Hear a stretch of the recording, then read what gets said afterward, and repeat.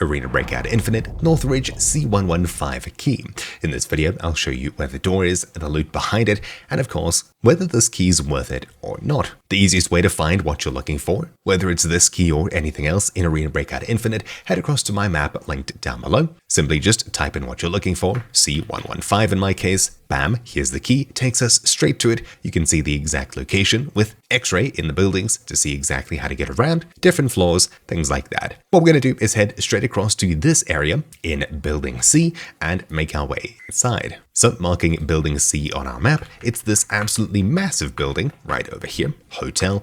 We'll head inside and on the ground floor we should find what we're looking for. This area is super hot players wise, so keep your wits about you. I'll make my way in through here in this area. Although there are a few other entrances, I'll make my way into the red area here, which there are a few guards around the place, and we'll make our way down to the end here.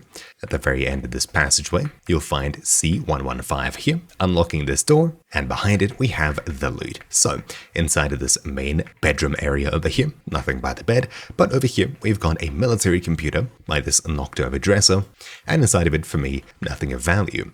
The only other things that we have in here is this bathroom, for which there's, well, a whole lot of nothing. There's some loose loot, which for me is terrible, and that's that. That's why this is one of, if not the most cheap key for Arena Breakout Infinite Northridge. Pretty much just one lootable, which isn't special by any means, and that's that. Obviously, there's way better loot to find inside of this building, even in rooms directly across from it, for example. These areas are pretty well packed with loot, for example, grenade box, another computer, things like that.